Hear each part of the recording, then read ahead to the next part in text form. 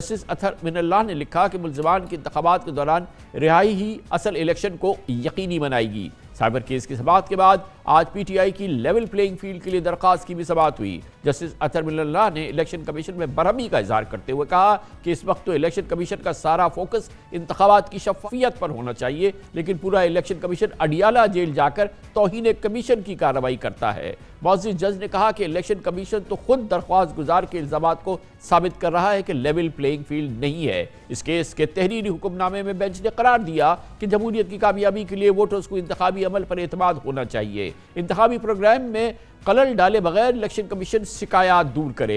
अदालत ने हुक्म दिया कि इलेक्शन कमीशन यकीनी बनाए कि इंतखाबात असर व रसूख और जबर से पाक हो और तमाम जमातों को इंतखाबी अमल में मसावी मौक़े मिले। सुप्रीम कोर्ट ने यह भी आज हुक्म दिया कि आज़ादाना और मुनसिफाना इंतखाबात का इनेकाद नताइज से ज़्यादा अहम है। आज शाम में तहरीक इंसाफ के रहनुमा मेहरबान क़ुरैशी और शोएब शाहीन की सरबराही में पीटीआई के वफ़द ने chief election commissioner Sikandar Sultan Raja और इलेक्शन कमीशन के चारों मेंबरान से मुलाकात भी की। इत्तलात के मुताबिक पीटीआई के वफ़द ने इलेक्शन कमीशन को लेवल प्लेइंग फील्ड न मिलने के दस्तावेजी सबूत पेश किए, उम्मीदवारों की पकड़ धकड़ की वीडियोज दिखाई। चीफ इलेक्शन कमिश्नर ने पीटीआई के वफ़द को यकीन दिलाया कि इंतखाबी अमल में रुकावट बनने वाले आरओज़ और पुलिस अफसरान के खिलाफ सख्त कार्रवाई। इलेक्शन कमीशन पाकिस्तान ने कह दिया है कि इंट्रा पार्टी इलेक्शन पीटीआई के कलदम और उसको बल्ले का निशान नहीं मिलेगा। अमलन पीटीआई के लिए इस इलेक्शन में गुंजाइश नहीं है। इस मौजूद पर मजीद बात करते हैं, हमें ज्वाइन कर रहे हैं पिल्लाट के एग्जीक्यूटिव डायरेक्टर इंतखाबी उमूर के मुमताज़ एक्सपर्ट ऑब्जर्वर जनाब बिलाल महबूब। अहमद बिलाल महबूब साहब, ये फरमाइएगा कि सुबह से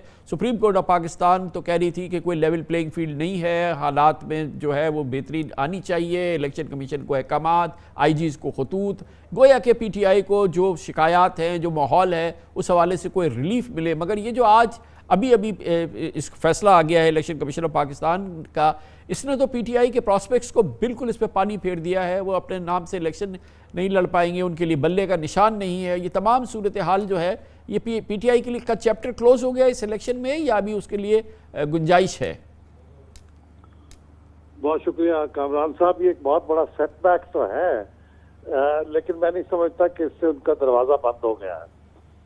अभी उनके पास ज़ाहिर है कि सुप्रीम कोर्ट में जाके अपील करने का रास्ता भी है और उसके लिए वक्त भी है।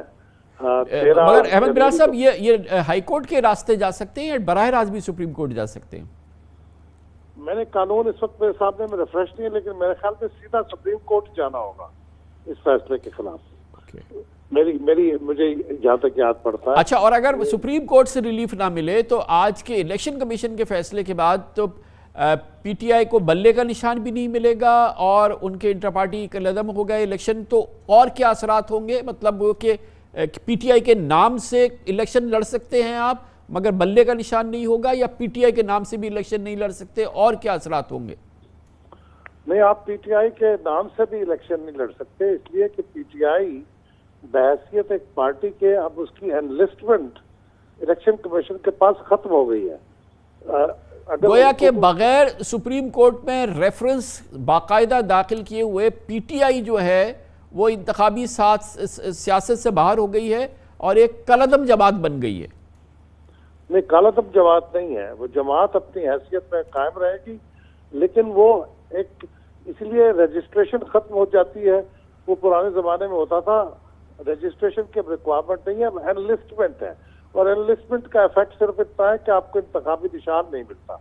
आप बतौर पार्टी एग्जिस्ट कर सकते हैं तो, लेकिन इलेक्शन की हद तक एग्जिस्ट नहीं। मगर आज जो हमने स्पिरिट और जो पैगाम और जो तमाम रिफ्लेक्शन हमने सुप्रीम कोर्ट से लेवल प्लेइंग फील्ड के हवाले से देखा, ये जो अभी हमने लेटेस्ट डेवलपमेंट देखी है, आपके ख्याल में अभी भी एक बड़ी इसमें विंडो बाकी है और इसमें डिसाइसिव रोल अब भी सुप्रीम कोर्ट का होगा?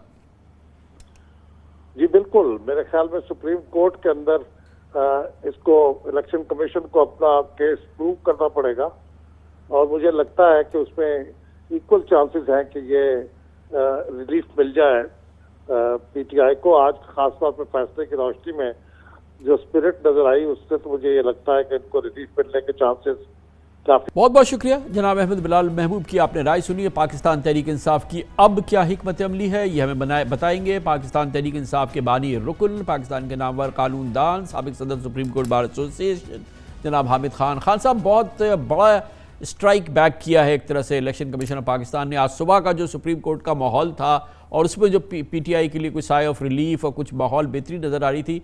इस वक्त तो प्रैक्टिकली आज इलेक्शन कमीशन ऑफ पाकिस्तान ने पीटीआई का आइंदा इलेक्शन में उसका सिंबल लेके और उसके हवाले से जो फैसले किए हैं, प्रैक्टिकली उसकी फेट को सील कर दिया है इस वक्त इलेक्शन कमीशन ने, कम से कम अपने तौर पे। जी बिल्कुल सही आपने कहा।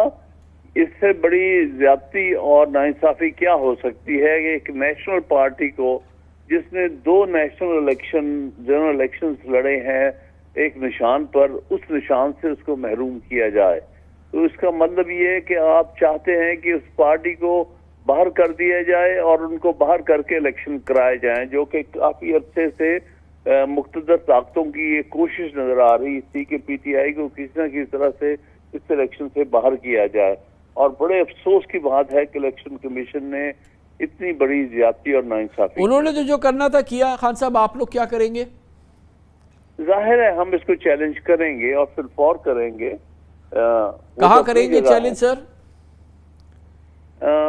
उस पर अभी मशवरा करना है मेरे ख्याल में कि पेशावर हाई कोर्ट मुनासिब फोरम होगा इसको फौरन। आप बराह रास्त सुप्रीम कोर्ट नहीं जा सकते? सुप्रीम कोर्ट इस फैसले के खिलाफ तो पहले हाई कोर्ट ही जाना पड़ता है। क्योंकि अभी हमारी बात हो रही थी अहमद बिलाल महबूब साहब से, जो एग्जीक्यूटिव डायरेक्टर हैं पिलडाट के, उनका ख्याल ये था कि इस मामले में शायद सुप्रीम कोर्ट पे भी अपील की जा सकती है, रुजू किया जा सकता है। क्योंकि ऑलरेडी एक केस जो हमने किया हुआ है जिसमें हमने कहा हमें लेवल प्लेइंग फील्ड नहीं मिल रहा, जिस पर आज आपने देखा कि कुछ हमें रिलीफ भी सुप्रीम कोर्ट ने दिया है। तो उस केस में भी हम ये एक दरख्वास्त दे सकते हैं कि हमारे साथ ये ज्यादती हो रही है कि हमारा जो इंतखाबी निशान है वो हमसे ले लिया गया है। हर सूरत तो खान साहब, चाहे कुछ भी हो, आप पेशावर हाई कोर्ट जाएं या जो भी अपील करेंगे सुप्रीम कोर्ट या व्हाटएवर, वो तो कल ही अब होगा ना, क्विकली करना होगा जो कुछ भी है। जी जी, वो उसमें मसला ये है कि ऐसे दिन उन्होंने अपना फैसला दिया है कि कल हाई कोर्ट और सुप्रीम कोर्ट में से कुछ भी कोई भी अवेलेबल नहीं है, और फिर उसके बाद 2 दिन की छुट्टियां आ रही हैं, 24 की संडे की और 25 की आ रही है उसकी छुट्टी। तो बहरहाल उसमें हमें कोई ना कोई रास्ता ढूंढना पड़ेगा कि कोई तो हम कहीं से रिलीफ ले सकें। तो बहरहाल वो हम आपस में, लेकिन खान साहब बहरहाल अब ये तो कोई अनएक्सपेक्टेड चीज़ डेवलपमेंट नहीं हुई है आज जो इलेक्शन कमीशन से हुई है, तमाम सूरत हाल आपके सामने, तो आपके पास एक कंटिजेंसी तो होगी ना, एक फॉल बैक तो होगा, प्लान भी तो होगा। नहीं, फॉल बैक तो यही है कि हमने इसका फिलफौर इसको चैलेंज करना है। बाकी जो फॉल बैक है वो उसमें फिर भी उलझाव है, और जो इस वक्त हालात जा रहे हैं इसमें हम उनसे कोई अच्छी तवक्को नहीं रखते, क्योंकि इसमें जो फॉर्म बनाया गया है इसमें एक ट्रैप डाला गया है पीटीआई के लिए। उसमें 2 ऑप्शन, एक ये कि आप किसी पार्टी की तरफ से हैं और इस पार्टी से आपका ताल्लुक है, क्या आप उस पार्टी के टिकट पर इलेक्शन लड़ेंगे, तो पहला तो ये उन्होंने ऑप्शन। दूसरा, क्या आप आज़ाद उम्मीदवार हैं, आप किसी पार्टी से एफिलिएटेड नहीं, तो आप आज़ाद उम्मीदवार के तौर पे लड़ेंगे। इस तरह करके उन्होंने 2 क्वेश्चन उसमें कॉलम्स उसमें डाले। उसका तो मतलब ये था कि अगर हम बतौर आज़ाद उम्मीदवार के अगर देते हैं और बाद में हम पार्टी का सिंबल चाहते हैं तो वो इनकार किया जाएगा, और अगर हमने पार्टी का जिक्र कर दिया और वो पार्टी को उसका सिंबल नहीं दिया गया तो फिर उस सूरत में वो वैसे इलेक्शन से बाहर हो जाएंगे। ये सारी चीज के पीछे एक खास ज़हन नजर आता है, और इससे भी हम बहुत परेशान थे कुछ दिनों से कि ये जो नॉमिनेशन पेपर्स में ये 2 जो कॉलम्स, ये 2 आइटम्स रखे गए हैं, इसके पीछे भी पीटीआई के खिलाफ कुछ साजिश। Thank you so much. Hamid Khan साहब हमारे साथ थे। अब हम